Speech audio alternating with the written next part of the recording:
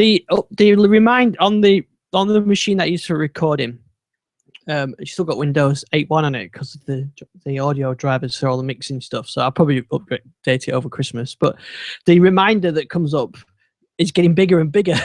The little box it says more than 100 million people have already upgraded to Windows 10 for free. There's a big box coming up, but it doesn't go away. It's above everything else, isn't it? And you can close it, then it just opens itself up, and it says, "Don't miss out. Schedule your free upgrade."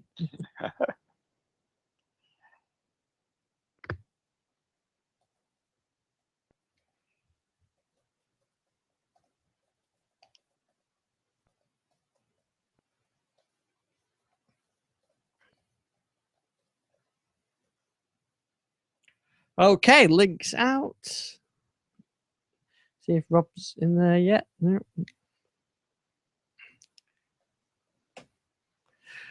Jason, Gary, good evening. Good evening. Good evening. Yeah, and yeah, it's been an exciting week, actually. Quite a lot going on, really. Not a huge amount of news, but lots of things going on. Yeah, it seems to be quite a busy week. I'm glad no one's got a new phone they're going to brag about. Yes, or a new book to show you the viewers on the screen on the stream. This is the sound of a lot of work. It was certainly a lot of work. Is that the one with the spelling mistake on the front cover? I was what? So actually, I showed my grandmother today, and she was quite impressed with it. It's not a clue what any of it meant, but she was quite impressed to see it. Heard Josh Pollard and Richard Gunther talking about it. Oh, did they? Yes. Well, I'll have to listen. I think Richard's purchased his copy. I think I saw you retweet it. Yes. Yeah, he has. Yeah.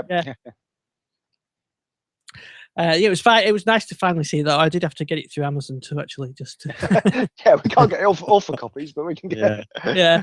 I did notice the Maximize though.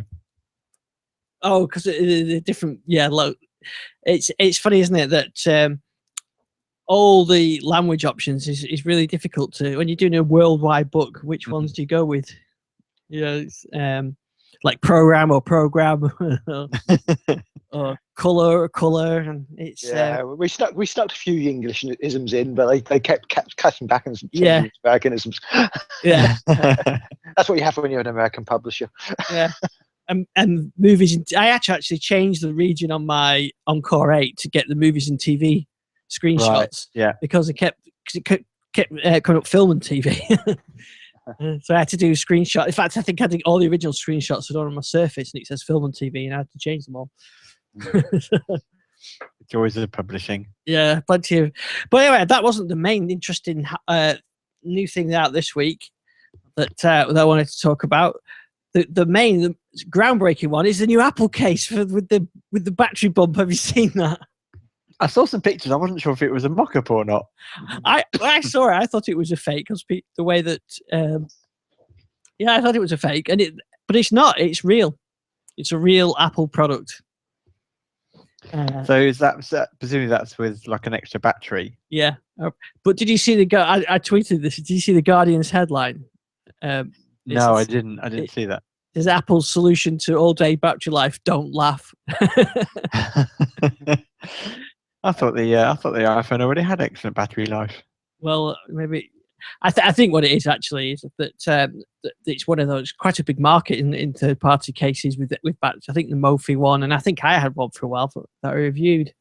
That you sort of put the phone in, and so they just want to make sure they're in on that market, I guess. But yeah, it looks horrible. They certainly haven't released a new cover that actually introduces wireless charging.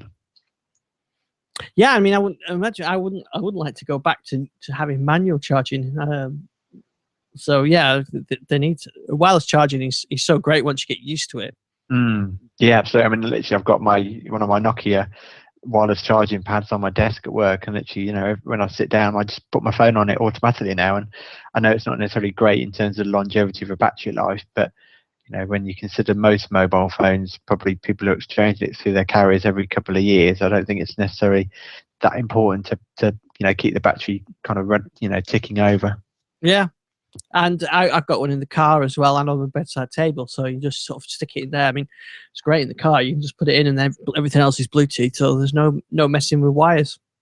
Yeah, no, same here. Yeah, I mean, my phone's pretty much always topped up now. So yeah, it's great. But interesting. Well, I think what I found interesting was that Apple is everything is always designed so well. And then someone tweeted a picture of that new case, which I think does look horrible. The pencil charging up, it's sticking out of the iPad, and the new mouse where you've got to turn it up actually upside down to plug the charge in at the underneath. You can't use it while you're charging it up. It just shows you how things change.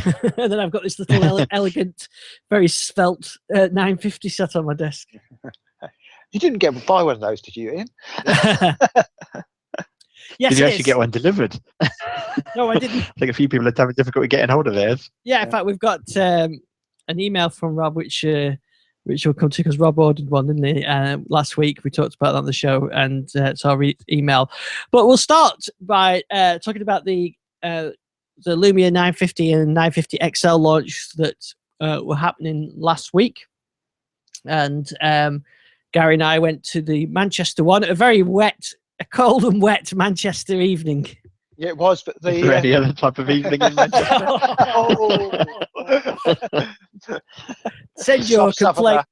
Yes, that's it. Yeah. Send your complaints to Jason at softsoutherners.co.uk. Yeah. But it was a really good evening, actually. I mean, it was a small venue, but packed with not your usual crowd, really.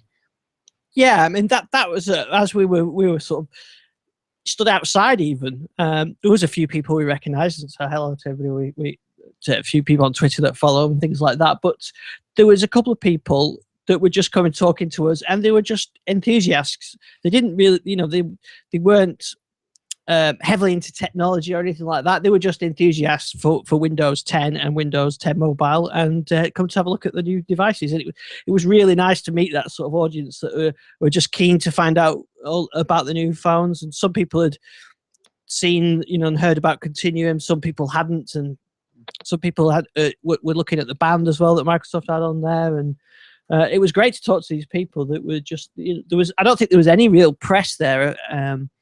There was a few. I think maybe me and Gary who were probably only. Well, I think we were probably the only sort of bloggers. There was a couple of MVPs who were sort of developing type stuff, but I think it was Peter, wasn't it, Gary? Yeah. So yeah. But yeah, they were just enthusiasts out to take a look, and quite a few bought the 950s as well. Yeah, there was definitely a steady trade. So was it kind of people that are, insiders, or people that were just, I think it went. The email went out to anyone on the Insider program. I think. Did you get the email, Jason? Yes, I did get the email. I just wasn't sure if there was kind of other people invited along at the same time. Well, initially they invited just insiders, and you might have. We said last week that actually I replied within 2 or 3 minutes of getting the email, and then was told it was full. So I think they had an initial good uptake, and then I think they expanded it a little bit. And I then, having been rejected, I then got a couple of listeners who sent me their entries, and then I think I mentioned this last week, and then the Microsoft PR company contacted me, and then they opened up a couple of more tickets, so I got a normal invite, and then the Lumia Voices team contacted me as well on the morning of the event and said, "You wouldn't happen to be in Manchester, would you?" So I ended up with. In fact, it was funny when we were checking in that I was on the list about at least twice. I think 3 times. But I don't know how many people. 100, something like that. Would you say, Gary? Yeah, something around that. It seemed to be. Yeah, and I think they were at capacity as well. It was a small area, so you yeah, wanted any more people in there than they had. Yeah, so these were like we said, these were real enthusiasts, and I was talking to a few people there who just wanted to see what these stuff were like. And like I said, the 950s were on sale, 950 XL, and there was a steady stream of people buying them. Yeah. including me. including you. So what did you buy in? So I got the XL, the 950 XL. In fact, I think I was the first person to pick one up from there. And yeah, I got it there, and I got the dock as well, the display dock. So yeah, so I have got. So there's the, for the benefit of the viewers on the live stream, there's the phone, and I've got the dock as well. So I'll talk about those in a minute, but just to finish off on the event. So what they did some good demos of, especially Continuum. It just seemed to be that that's the real standout feature that they want to get across. Yeah, and it was good to see they were demoing things like Groove Music, which was quite interesting to me because I'd had conversations with the Groove team, and I wasn't sure that was actually going to be ready for the launch, but it was, obviously, which is really good to see, and that just looks like the desktop version. So when you actually get to demo Continuum, you realise that a few of the apps and things are actually greyed out when you switch to Continuum mode, and that's the ones which aren't universal apps. Obviously, as things move on, more and more stuff will be universal apps. So virtually all the Microsoft stuff is universal. One or two exceptions, one or two notable exceptions, and you tweeted about one in the week, didn't you, Ian? Yeah, remote desktop. I mean, that would just be the killer app, wouldn't it? For I'm sure there's something coming along those lines. Yes. I mean, I'm sure, because that would be just such a great app. I mean, apparently, I had in the back of my mind that there's a beta version or a sort of a preview version of the remote desktop app, but someone tweeted me, said, yeah, there is, but it's only for the PC. So maybe when the Windows 10 mobile version comes out of that, then we'll see that. But yeah, that would be the real killer app, especially for me, because I tend to use the remote desktop app quite a lot to get onto servers and things. So it would be great for me. It really would be a powerful way of working there. Even do some Visual Studio on the phone. You could. I thought there was a beta of the remote desktop app that was a universal. Apparently, well, I couldn't find it on the phone, but you can never find the beta ones anyway. Yeah. And someone tweeted me and said it's a universal beta, but only on the PC.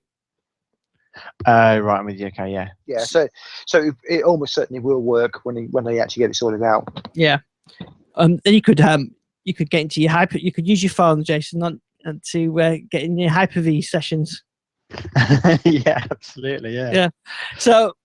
Anyway, so the event was really good. They did a good job showing off Continuum and some of the features, and it was great to meet everybody there that was enthusiastic. It was a good event, actually, and I believe the London events were good as well.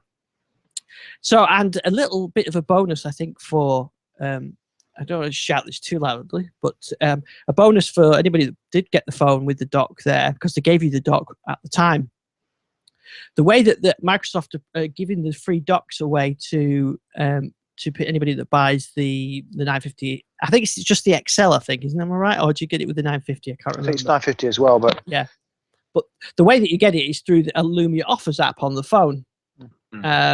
So I think hopefully they're going to use this for other things as well, not just for the dock. But you go on the Lumia Offers app, and it shows you available offers that are active currently for Lumias in your region, and it shows up there. The display dock is there for you, and effectively what it does, it gives you a code. So you go to the Microsoft Store, put this code in when you buy the dock, and it then gives you the dock for free. But anybody that bought one and has picked up a dock has got one already, but the app doesn't know that. So you can see what you can see what I've done here. So hopefully I should have a second display dock on the way, which would be fantastic, because I'll have one here on my desk at home. Yeah, and that's totally fair enough, because the offer on the other night wasn't actually directly from Microsoft. That was from the people supplying the phone. So if you get a bonus dock, that's another offer from Microsoft. So that's absolutely fair and reasonable. So another good reason for having turned up at that event. Yeah, absolutely. Yeah. And I think the docks are, what, 70 quid, something like that. Yeah. So, well worth having. So anyway, so that was the event, really, really good. And so I set my 950 up the following day, and the first impressions while I've used it now since last week, so it's a good week of usage. It's for the XL, which is the 5.7. For a small phone, it's extremely light and thin. Small phone. I like your definition of small. Sorry, yeah. Sorry. I mean, I don't mean that. Yeah, for a large screen phone, it feels like a small phone. Compared to your Surface Pro 3 phone, it's quite small. And I mean, I've been using like for what 18 months now, 2 years, the 1520 now, which does have that sort of Nokia, old school Nokia solid quality to it. It's got that polycarbonate back, but it's kind of molded with the edges. So there is much smaller bezel on this than the 1520. So and it's 5.7 instead of 6-inch screen, so it actually does feel a lot smaller, and you can use it single-handed quite well, really. So actually, you do get, and I think maybe if you had a 930 and you were thinking of going for the bigger screen, not sure how much bigger it would be physically than the 930, because I don't know what the bezels are like on the 930, but it does feel a very small, light phone, but you've actually got a really big screen on it. So that side of it is really nice, but it does feel a bit more vulnerable than the 1520. The 1520 feels like, you could run over it with a tank and it would carry on. The 950 XL doesn't feel like that. It feels a bit more vulnerable. And I ordered a case, but it's taken ages to come. I don't know where it's coming from. So I was a bit worried about sort of using it and dropping it, or just having it scratched in my pocket. But what I did find, if you go into Carphone Warehouse, PC World, they've got a XL slipcase, like fake leather slipcase, which is perfect size for it, actually. So that fits in really nicely. So the first impressions of it really are that it's extremely fast. I know it's, Gary, something you commented on. When you played with it, definitely, and significantly different than the 950. I know the 950 is really quick anyway, but there is just an edge on the 950 XL. Yeah, and as I said before, I think that's down to the liquid cooling, which allows it to run the processor at basically a full pelt. Although, as you remarked, it does get quite warm at times. It does. That's one thing I've noticed. It gets warm when you use wireless charging. The 1520 always got quite warm anyway. Just the nature of wireless charging is it just seems to produce heat. So this gets really warm. And then if you're doing something pretty intensive, maybe full screen video or something like that, you do the camera modes or something like that, it does get warm. I mean, I've just put it on charge now just to get a bit low, and it's quite warm. But I think that's because it's kind of got quite a thin plastic or polycarbonate back on it, so the heat does transfer. But battery life seems good. I'm probably about the same as a 1520, maybe a little bit more. I think it's over 24 hours, I would say. I'm charging it overnight, then for example today, because I've not been too far today, it's only had a small amount of charging in the car, and it was just come up now, and it's on 30%, and that's sort of since 6:30 this morning. So it actually, the battery life seems pretty good on it. And you always have that thing with the new phone that the battery always seems to be worse than your previous phone because you play with it more than your previous one, just while you're setting it up. And Windows 10 Mobile works fine on it, and we'll talk about the new build of Windows 10 Mobile. But that's no issue. So my initial impressions are it's very fast, very smooth. You never see that. I think it says resuming, doesn't it, on some of when I noticed it on the 630. Yeah, I get that all the time. I'm like, those phones quite quick now. Yeah, I never see that. It's just really lightning fast, and camera is excellent, especially in low light. Low light camera is really good. I tried a couple of low light shots, comparison with the 1520. Now you could make out the room in both of them, but the clarity was so much better on that one. So if low light shots are important, then that's good. I also found it works better with the band. The Bluetooth pairing just seems better. It doesn't have Bluetooth issues like the 1520 did, even before I put Windows 10 on it. So all in all, really nice, really nice lightweight phone, very fast, and it feels feels very nice in the hand. So I've been really pleased with that. So how would you compare Windows 10 Mobile running on the 950 compared to the 1520? It's a lot more stable. The 1520 started going a bit crazy with the screen rolling, and Cortana won't go away and things like that. It's really strange. Once it had Bluetooth issues where it wouldn't, it didn't send notifications to the band until you reset the band and the phone, and a few things like that. But it certainly seems to better. There's only one thing I found: BBC iPlayer app, the BBC iPlayer radio app doesn't work, which is really strange because it works fine on the 1520, but when you click the play icon, it just doesn't do anything.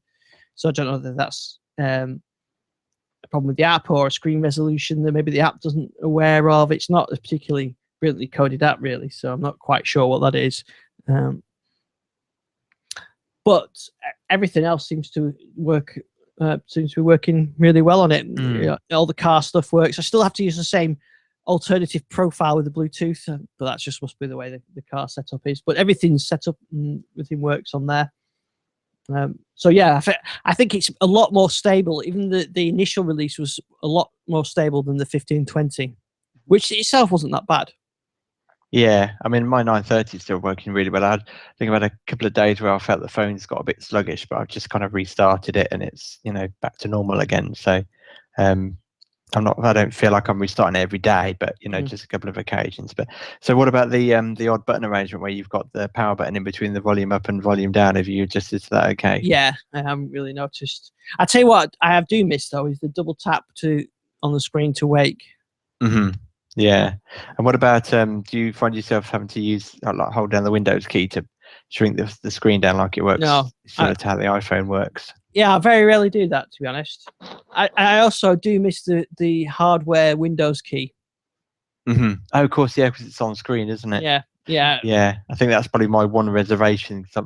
Every Windows phone I've had, the phones that my kids have got, they've got the on-screen keyboard, on-screen keys, and I've kind of adapted to them okay when I've been using them. But yeah, I think that's the one thing I would miss would be just the capacitive buttons.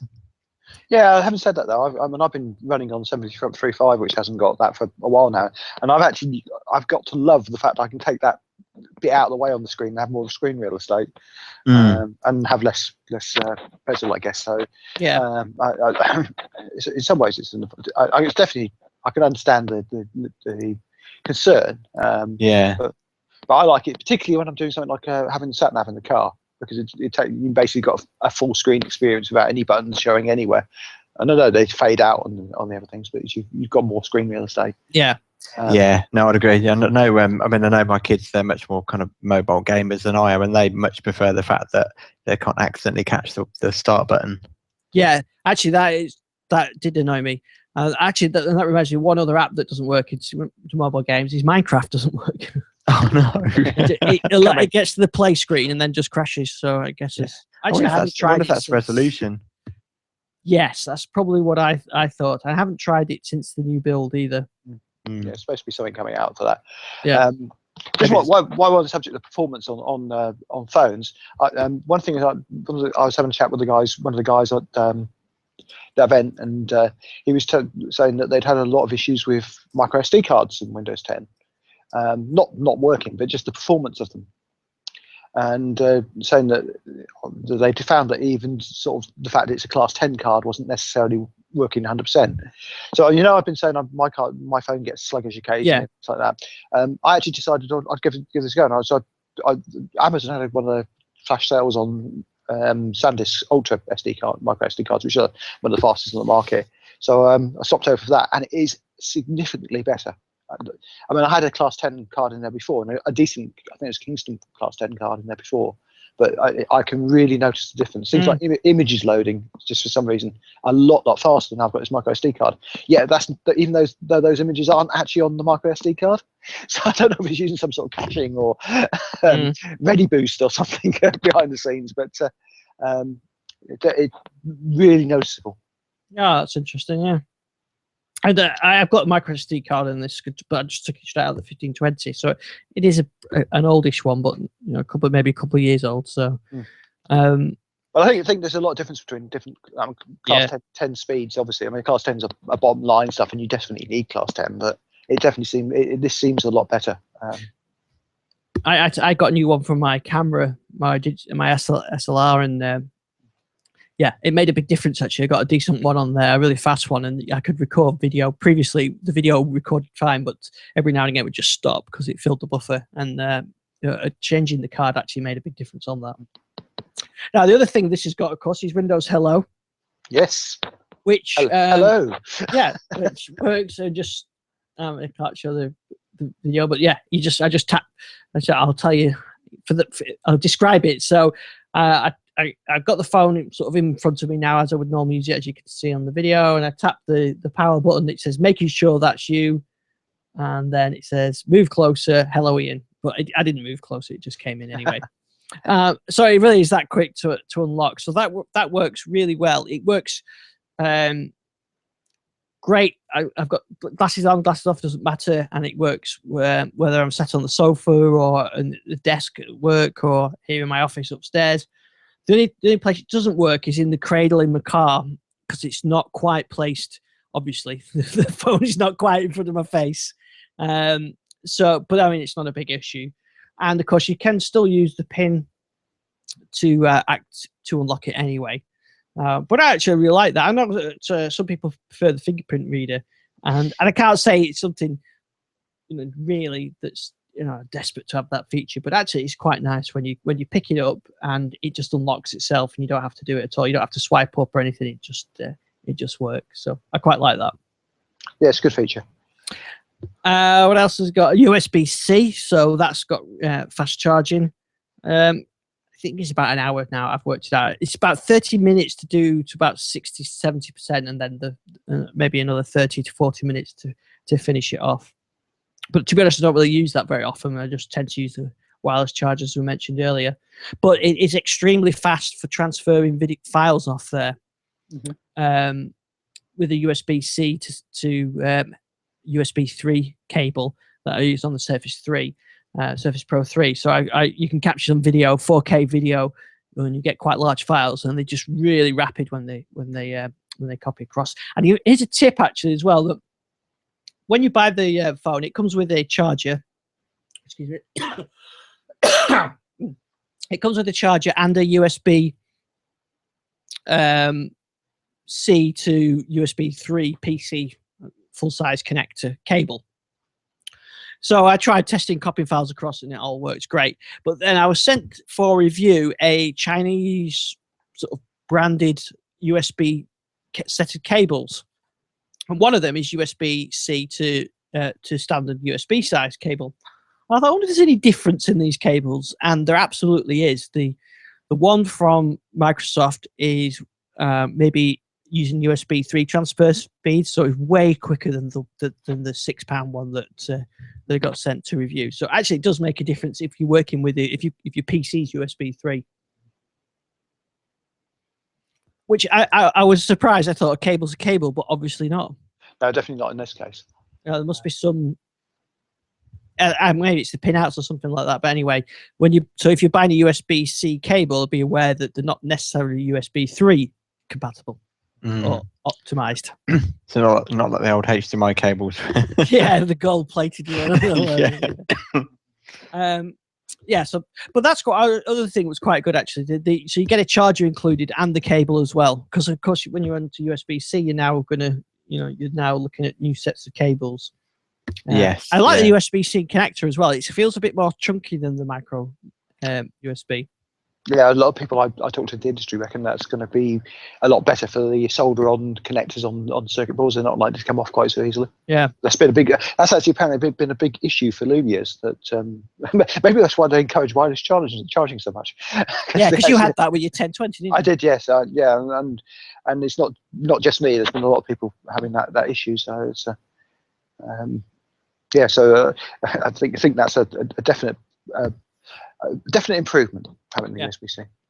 Yes. So that's the phone. Really, really nice. Really impressed with it. Very sleek. But it's funny. I went to PC World at weekend because I was looking at the TV for kids, and So have you got the 950 in yet? Which they had the mock-ups, but not the real ones. But they were getting them in. Actually, I was quite surprised. They've actually Microsoft have got quite a good point of sale. Yeah, although as you pointed out, those are really ugly mock-ups. The mock-ups are terrible. Yeah, they don't look anything like the phone. No, they make it look. You would not touch if you saw the mock-up. You would not touch the phone. Yeah. Because I was showing my son because my son wants a 550, and we looked at the mock-up and went, oh. But then I said, well, look at the 950 XL mock-up, and then look at mine, and you can see that probably the 550 is not that bad actually. If you get to see it. But 550, I think, is what, 69 quid. If Tesco's selling it as well. Yeah. Yeah, remarkable. Yeah. So, yeah, very nice phone. Great camera. Obviously, one for Windows enthusiasts, not a mainstream phone because of the what we've talked about with apps in the past. But I'm very happy with that, and hopefully it should last me for some time, like the 1520 did. Of course, the other thing then is the display dock, which I got, and that is a nice piece of kit as well. It's quite a solid little device, and included is a charger and USB-C to C connector as well. So the charger is USB-C as well, which is quite handy actually. So you can out all the you can use it as a phone charger as well. So you plug the charger into the dock, you plug your monitor into the dock, and then you've got 3 USB ports on there, which you can use for keyboard, mouse, storage. And there's a USB-C port on the front of it to plug in the phone. They seem to keep things quite simple. It auto detected the screen resolution of a monitor and worked fine. And you do get, it is like putting a Windows 10 PC on your monitor, with the exception that it's all full screen. Yeah. Which is quite interesting. So it was almost like the 8.1. Yeah, it was. Or RT, or Windows RT, as someone said. Yeah, yes, it's actually very much like an RT experience because you've got these set of apps that work on it. And really does depend on the app. So like you said, some are grayed out when you look at them on the start menu because they're not compatible, like the remote desktop one. Like the old Facebook app, Facebook Beta app does work. And the apps that work really well. So like you said, Gary, Groove's on there, but you've got Outlook, Calendar, Word, Excel. Word looks exactly like the tablet equivalent. I guess they are the same app essentially, aren't they? All the apps work really well. I'll tell you what works really nicely as well is the BBC Store app. So the development team on that did an excellent job on that because that works really well. BBC iPlayer works in a fashion, but then it says you need to download Flash Player. So it's weird that it actually works as a universal. So it must be universal apps because it works on the device, but it obviously doesn't know about the. I don't know why. Anyway, hopefully the BBC can sort that out. Netflix doesn't work either. Yeah, because there's no flashing edge on the phone, is there? No, that's right. Yeah, they just need to. They need to sort that out. But the apps that do work really well. The full screen experience is good, especially like the Mail app. And at the same time, you can still use your phone for something else. So you could have iPlayer on your phone and Outlook on the TV. So. That all works fine, and you could also use your phone as a mouse trackpad as well if you want. Yeah, that surprised me how well that worked. It does, yeah. And I didn't realise this till after I recorded the video, but you can get the keyboard to come up. Oh, right, excellent. So if you click, say you're in the Edge browser and you click into, and you've no keyboard connected, and you click into the URL box, it brings up the on-screen keyboard on the phone itself. So actually. You could use it without a keyboard or mouse. So it's a great concept, and with a bit more app support, I think it's got a lot of potential. So yeah, it's just one of those things. I mean, I've got it plugged in, left it plugged in at work because I've actually started plugging my phone in at work and just using it on there and putting sort of Edge browsing and things like that on it. But a few more apps, and I think if you get some of the entertainment apps on there, like Plex, Envy, iPlayer, Netflix, then it's a nice second screen to sort of watch entertainment apps while you're working away. So I quite like the idea of that. Yeah, and like you say, I mean, if you could get a VPN client working on there when they update their remote desktop app, that could be a great way of accessing different systems around the world. So yeah. Yeah, I mean that's quite often what I do when I'm working at home. Is I just VPN straight to the server, or VPN and remote desktop straight on the server, and I do it from a Surface. But yeah, that would be another way of doing it, and even easier. Yeah, I mean, especially, I mean, these things aren't impossible to infect with viruses, but they're certainly less prone, to becoming infected like, typical x86 machines. So, it's quite a good secure environment to give people. And if they can just plug it into a bigger screen and use a mouse and a keyboard, it's, I think it's going to be interesting to see. I think it's definitely one of those things, which I know this is stating the obvious, but I think it's either one of those things that would just fade away to nothing, or I think if it catches on, I think it could be, just one of those extra features that they just need to kind of tip businesses towards using that as their preferred phone. Yeah, I think so. I mean, for certain needs, then I think you could get away with it if not the inconvenience. It's Gary's headphones falling off. Gary's falling asleep. my microphone has actually now fallen off the side of my headphones. So that's so I think it's a good job I got new headphones on my Christmas list. But definitely like the I like the dock. It's a nice idea, and I think it's got a lot of potential. It'd be interesting to see how Android and iOS, how they tackle that.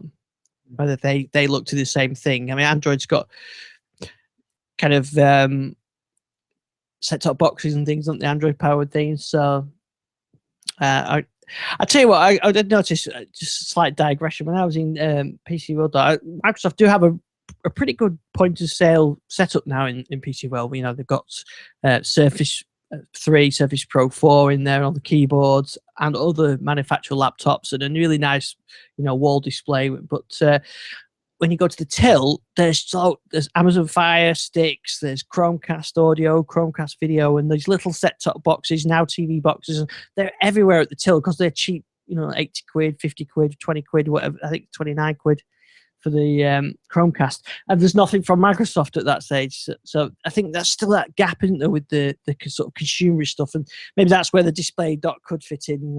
That turn your phone into a PC and have them at the till. Yeah.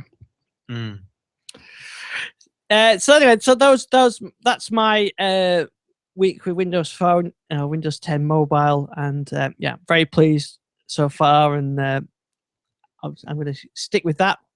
But we have got a new build of Windows 10 Mobile. Well, kind of.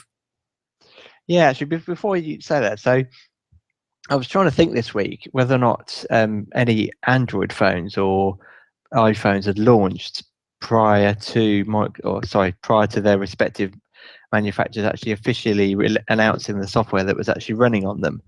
And I can't think of any Android phones. Normally, Google make a big announcement that KitKat's out, or whatever the latest one might be. But I don't remember a phone running a version of an operating system where it hasn't actually been announced. Well, the closest you get that with is with the Nexus. Might even be back at the Nexus 5 that had Jelly Bean, I think, on it. And they came with the OS, and they were the first devices to have the OS on it. So I think the OS was announced, and they were saying it'll be coming to all Nexus devices in the next 12 months. And then maybe that was in July, and they went on sale in August, say. I think it was something like, it might be the Nexus 7 or something like that, the tablet. But I think it was a few weeks. But it wasn't unreleased, if you know what I mean. Unlike this one. Yes, yeah, because we still don't really know, and I know Windows 10 is never going to be classed as done, although it's we still haven't had anything official from Microsoft saying this is the kind of like the equivalent of the July 29th release of Windows 10, or the November update or anything like that. I think what they'll do, they'll never do that now. What will happen is they'll say Windows 10 Mobile is available for these devices from these carriers next week. And they won't specifically say it's 10586. They'll just say from next week, and it'll be whatever build. I nearly said knocking around then. Whatever build is publicly available at that time. Yeah, well, it just seems strange that people are receiving Lumia 950s and even the 950 XLs, and there's already a build, as you're about to mention, that actually potentially has quite a lot of fixes in it. Yeah, I mean, I did see sort of a few people debating this, saying if did the 950 and the 950 XL come with pre-release software, but I'd say no, it didn't. It just came with the version of Windows 10 Mobile that was there. I think that that didn't have all the bugs fixed quite yet. Well, it had some of them fixed, and the new build come out doesn't have all of them fixed. So it's a perpetual state, isn't it? But I think the actual, I looked on here and somewhere it tells you in the settings on the Lumia that I think it was the build date's the 14th of November. So that's when they flashed the image onto these devices. Ultimately, I think what the main thing that makes me nervous. We talk about it all the time. Windows 10 is never a done. It has a few kind of fixed points in time. To quote Doctor Who. but I guess my nervousness comes from the fact that Microsoft has a terrible track record of updating Windows Phone on a timely basis. So if people are receiving the 950 or the 950 XL with a build that we know still contains issues that are fixed by a build that's now available to the insiders, when that build, even if that build goes publicly released, how quickly will it get out to those phones that people have paid quite a lot of money for? Yes, and of course, we do know that now, though, don't we?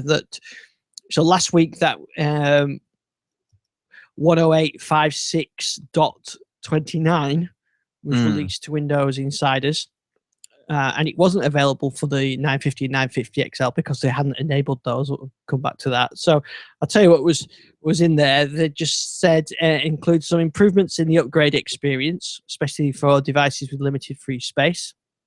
Improved application backwards compatibility for Windows Phone 8.1 Silverlight apps.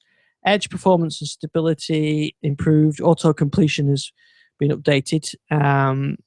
Additional Bluetooth improvements. They resolved issues on switching cellular connectivity on dual SIM devices, and data profiles are now restored in the out-of-box experience that would prevented some devices receiving MMS messages. So not a lot of changes, but yeah, there are a few, and that was considering that the 950 XL shipped with 105.8.6.11, didn't they? And sorry, 0. The one that was available to insiders up until last week was 11, and the one that they shipped up to insiders was 29. So I guess that's the 29th revision of that image. But so yeah, so you could say that they had old software on there because it was .0 and not .11, but then it was just a timing issue, isn't it? And, but then this week they've included the new phones in the Insider program now, and the device recovery tool, so you can now put that on here, which I did yesterday, and put the .29 on there, and because I can't really tell any difference, it all seems pretty good. But from seeing on Twitter tonight, some people who haven't been on the Insider program have started receiving the .29 image. Oh, right. So there's quite a few people. They all seem to be US based, AT&T and others. But what I'm seeing is people saying it's for the 950, 950 XL, and 550, and then that is the .29 image. The 29 build. So that puts the public versions on the same build as the Insider builds. Hopefully that will help to ease my concerns. Yeah, it should do. I mean, that means that's not bad, is it? It was released to insiders.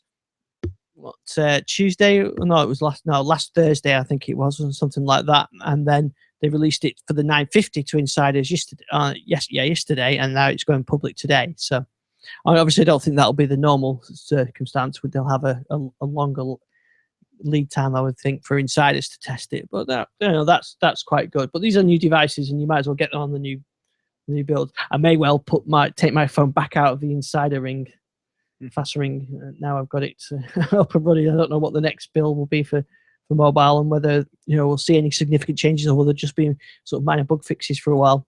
Well, you might get double tap. You never know. Yeah, someone on Twitter said to me that they are working on it apparently.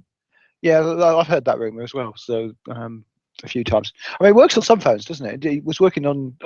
It seems to work on anything which supported it before it was upgraded. Yeah, it's something to do with that the particular the high res screens. Yeah, that's the image that's the issue on. But anyway, so that means now that everybody should have the same version. Which is good. And your desktop's got the same version as your mobile, which is quite unusual. Yes, that's true. Yeah.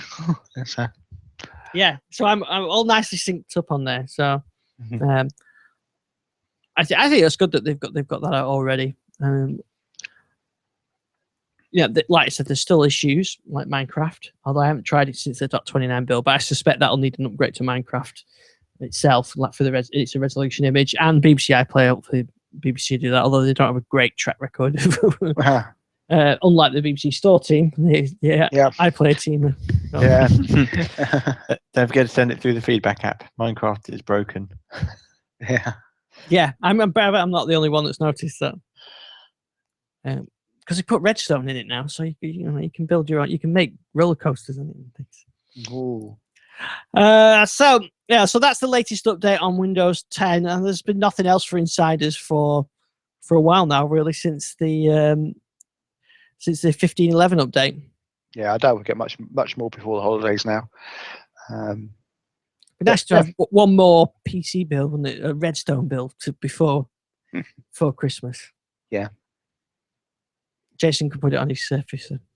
Yeah. Now, talking about updates, there's been a lot of updates today. It's Patch Tuesday, isn't it? So, have you got your Intel driver issues fixed, Jason?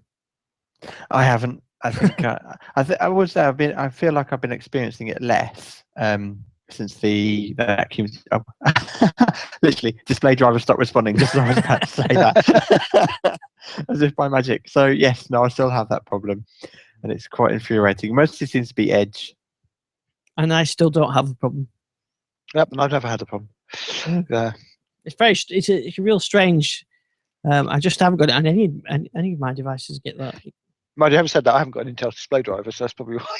That's probably why you haven't got. Yeah. It's very strange, isn't it? But I know that they're supposed to be working on that, aren't they, to fix that? But there's been no firmware update for the Surface Pro 3 for a while. But I think the Surface Pro 4 and the Surface Book have got firmware updates for their display issues. Yes. I think we're going to have to rename Patch Tuesday, by the way. Okay. Because it's now turning into App Tuesday. And if you notice, every Tuesday now we get huge numbers of app updates for Windows 10. It's like I noticed I had the calculator update this evening, but I haven't seen anything more. So we've got calculator, we've got Windows Mail and Calendar, which actually some quite nice updates on that, and the camera has just got updated as well, just what that came through. So it's yeah, because we got a couple yesterday, and we got the phone update and a couple of bits and pieces. Yeah. It definitely seems to get more. We get very, very regular app updates now, and they do seem to be coming out most Tuesdays. Where some of the other patches seem to be coming out any old day of the week.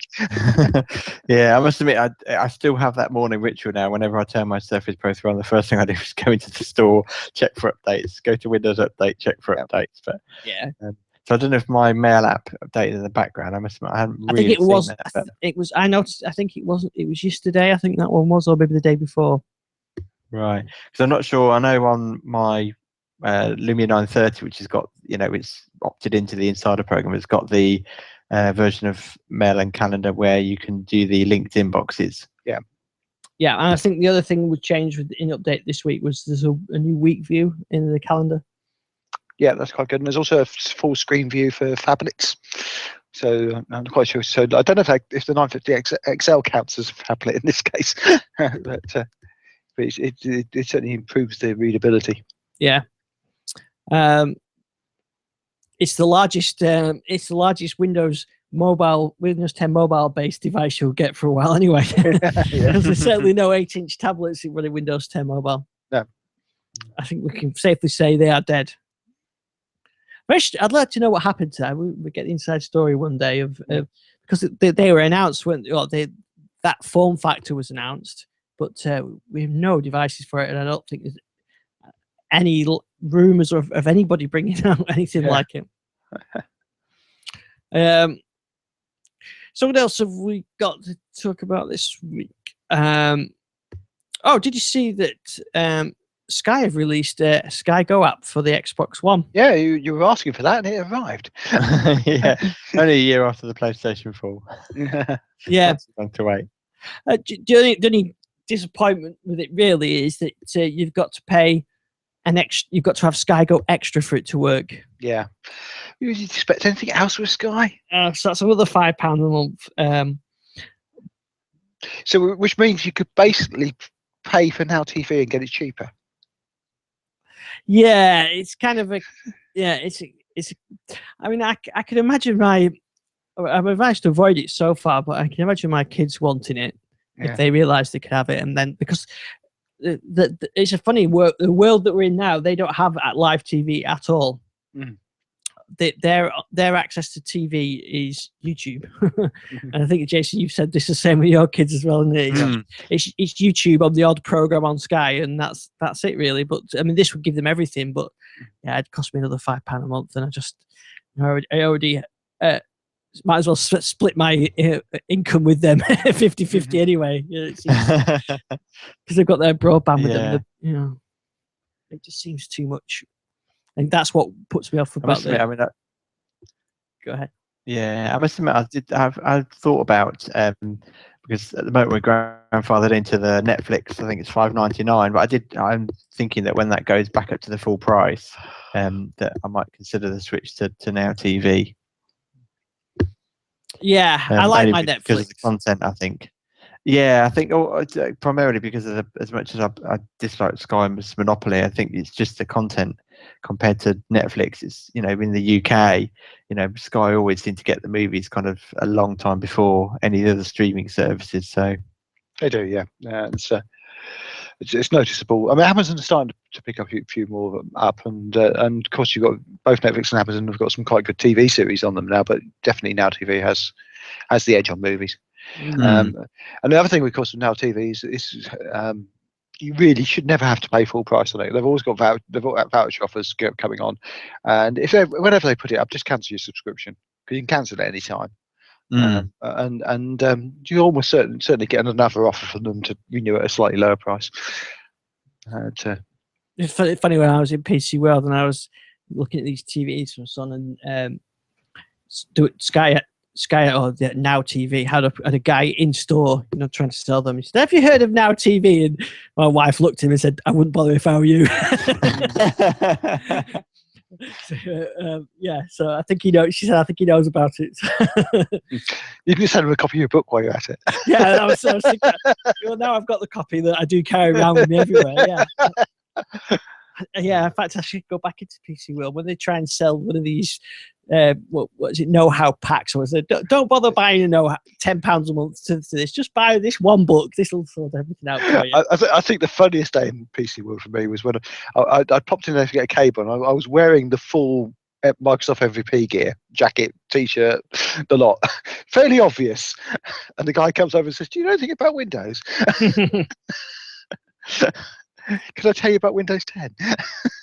I tell you what, I know it's their business practice, but when I was in there and I was paying for this TV, I could hear there was a sort of chap next to me buying, or just further down from me, just buying a laptop.